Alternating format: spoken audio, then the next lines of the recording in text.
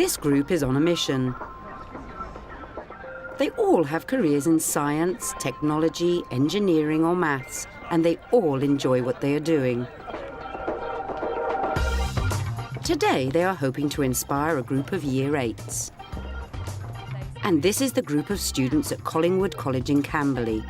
At the moment they've got some preconceived ideas about people working in STEM professions. Some people think they imagine pictures of like if they thought of a scientist, they'd imagine someone with crazy grey hair and a big white lab coat. They think it's for boffins.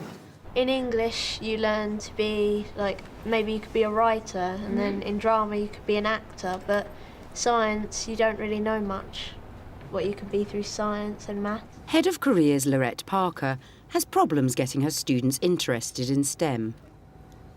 Is there anyone here that thinks they might like to enter into a STEM-related career? Nobody?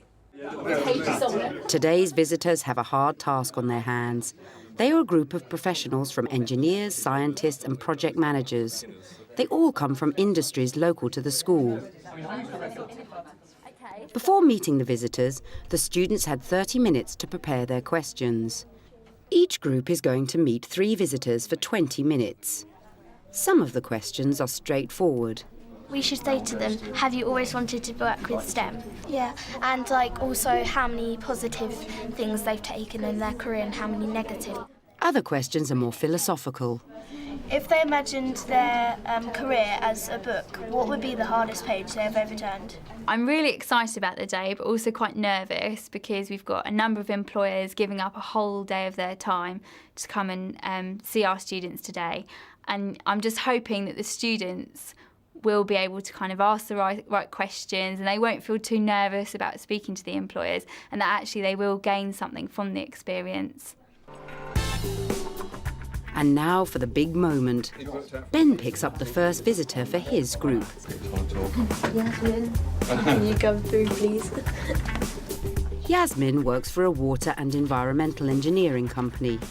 Hi, I'm Ben. I'm Farai. And I'm Shannon. I'm Yasmin. Okay, so, was it kind of scary coming in? Because I know... What, here? Yeah. Yeah, a bit, but it's fine. You look like you're going to treat me well. Yeah. In your job, are there any, highs and lows of it? Like, happy and sad moments? Definitely, there are. But I've only been in my job I've not been that long because I just graduated from university, so I've only been there for 2 months. So I think the lows are definitely feeling like you don't know anything. Like, that happens all the time. And the highs are when I learn something and I realise that I can do it. Because a lot of the time you feel like you can't do it, but yeah, it's good when you find out that you can. When you were younger, did you ever think, I'm going to be an engineer?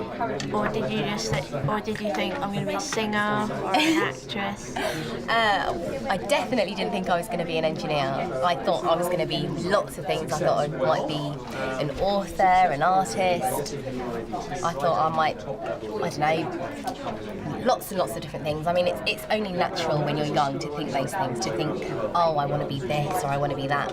So what did they like about meeting Yasmin? She was really young, so we could kind of relate because we're 12 and 13, so, and then she's already done her GCSEs and her exams, so she could share a bit of knowledge with us about that as well. And university, long way off, but got to think about it sometime. It sounds really good, and you get to go to other countries, and she said she get to meet new people as well, and it was really fun. Hi, is Pravin here? Hello. Are there positive and negative points at your job? No, I enjoy it so well. I don't find anything negative about it. There's so much to do that I don't worry about things like that. It's not that stressful in the sense that you have to keep working like mad away at it. You have sort of freedom to do it sort of leisurely, flexible, and start when you want and finish when you want. So I like that bit. In fact, I don't start till 10 o'clock. Don't say that. Pravin likes his job so much that he has brought in pictures of all the places where he has been and all of the instruments he has built. So when I first started in Cambridge, I developed an electron microscope. This is a machine which allows you to look at very tiny little things. And that was the first thing I did back in 1982, so it was a long time ago, basically. It looks complicated, but actually it isn't. It's a television tube, but the inside out, if you like.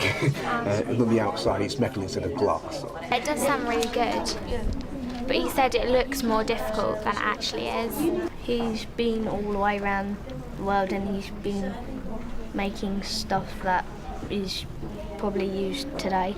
It was interesting, more interesting than we thought it was going to be. Well, he said when we're older, we should work for him. The first round of interviews is over. The students are surprised how interesting STEM jobs can be, and the visitors seem to be more than willing to talk about it.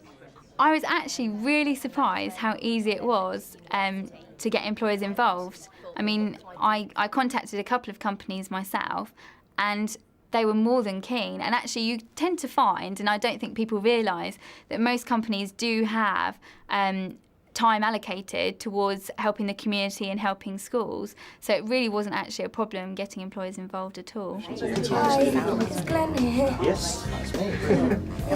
Good luck, Glenn. The teacher is using a technique called the visitor experience, which gets the pupils actively involved in planning and hosting. The other focus of the visitor experience is to get as much information as possible by asking the right questions. What's your daily routine? Did you have anybody that inspired you? What was your dream job when you were younger? What was your favourite subject when you were at school? Are there any parts of your job that you don't like? How many careers did you have before this one? What subjects did you do at school for your GCSE? I think the worst was what's the worst part of your job? And whether I ought to be saying on camera what the worst part of my job actually is. But they did send me a few curveballs. Was there any luck involved in my career? Or had it all been by design? And that was quite a difficult question to answer because I had to think back over quite a number of years. How it progressed, whether any of it was pure luck or whether there'd always been some inkling of where I was going. I think that the visitor experience is fantastic because it's actually it's about engaging the students. So in line with the new secondary curriculum, it means that they actually get to learn themselves. They're active learners, and they're learning personal learning and thinking skills. They're also gaining teamwork skills, IT skills. They're presenting to the class. And I just think that when you get the students involved in something and give them responsibility, it really, really has an impact on them, much more than if you're kind of just talking to them. The students are fascinated by the variety within some of the careers, like Jeremy's. Yes, they interviewed a lot of people. How did you get started doing your job? Oh gosh, what, doing my current job? Yeah. Well, it's quite a long time, as you can think. I suppose just by starting off as an engineer, then going into other things and becoming skilled in other areas. And then in the end, when being a consultant, I just took a decision that I've had enough time in big companies and I wanted to work for myself now. Are you proud that you made that decision, or do you regret it now? I'm proud of it. It's a good decision to have come to. For Jeremy, days like today are essential. He started as an engineer. Now he runs his own consultancy company. He wants the students to see that there are many ways for a career to progress. What they're looking at very often is that they're going to get into a career and they're going to be in it for all their lives, and they're going to have to do exact exams and they're not going to have choices. And what I was trying to point out is that I've had such a random career, but it all started off with being a technologist. So therefore actually it gives you a lot more choices. But I think there is a worry in their minds that they end up just being on a single road, and I think that it's a misconception. If your career was a story, like a book on your life and your job, what would be the hardest page you have overturned? Hardest page? I think jumping into that first job. It's a big commitment, and it's my first job, I wanted to make sure it's one that I really enjoyed. With Chris, the normal questions last for about 5 minutes. Then he takes out his phones. This one is actually made out of solid gold. And this one we sell this for maybe £10,000 to £20,000. we had to make this one really strong, so we made it out of titanium. I don't know if you know that, it's the metal that they sometimes use in jet fighters and aeroplanes and things. And it's so strong that you can actually drive a car over some of these phones. When you think of a scientist, you probably think, boring, always like talks like really big words that you won't even understand. But it was really nice to talk to anyway. They give him 20k phones and then he gets to smash them at home with his brother. Chris has clearly made a big impression on many students. While preparing their final presentation, they are still fascinated by his career and would even consider it for themselves. Well, I quite like Chris's because he was making and dealing with all those phones.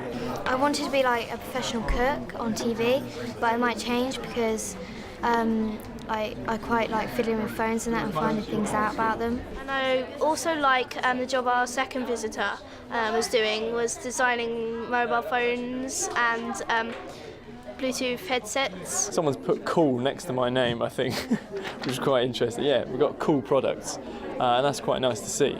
That's what engineers do as well. They do good stuff. But it's not only Chris. All the visitors had an incredible impact on the opinion of the students. Before I wanted to be like a chef or a baker or something. Now, I think I might change that to something in engineering. That sounds fun. I've become more interested in engineering, and if I had to choose a job out of the STEM subjects, I'd pick engineering, like cars and stuff. I didn't think that science was to do with loads of different things, like making circuit boards and things. Yeah, I didn't actually think there was as many jobs as you can do related to STEM that there actually are. Just with those 4 subjects, there are loads of things that you can go on to do. The day ends with a presentation by the students. It enables all the students to get an overview of all the visitors, not just the ones they interviewed. Pravin's job is electronics engineer. He works for the NPL. The positive parts are that you can do lots of different projects in flexible hours, well paid, and there are lots of social activities. Chris, job is luxury phones. Positive things are cool company and relaxed engineering. Negative things sometimes a little bit repetitive. The presentation also enables the teacher to see what the children have learned from the experience. We have learnt that our stereotypes are wrong and girls can do engineering too. Science and engineering jobs are much more fun and interesting than we thought. There are lots more jobs than we thought there were in STEM. Some can be quite highly paid jobs and less difficult than we thought. Just one question left. So now, would any of you, do you think, be interested in anything related to STEM? Put your hands up if you think yes. Okay, brilliant. I was really surprised actually how much the students learnt from the day and how much we managed to turn their opinions around. And also the sorts of things that they were coming up with were really, really adult, some of the questions they asked, and I was a bit worried with their age whether they would be able to cope with this sort of activity, but they were brilliant.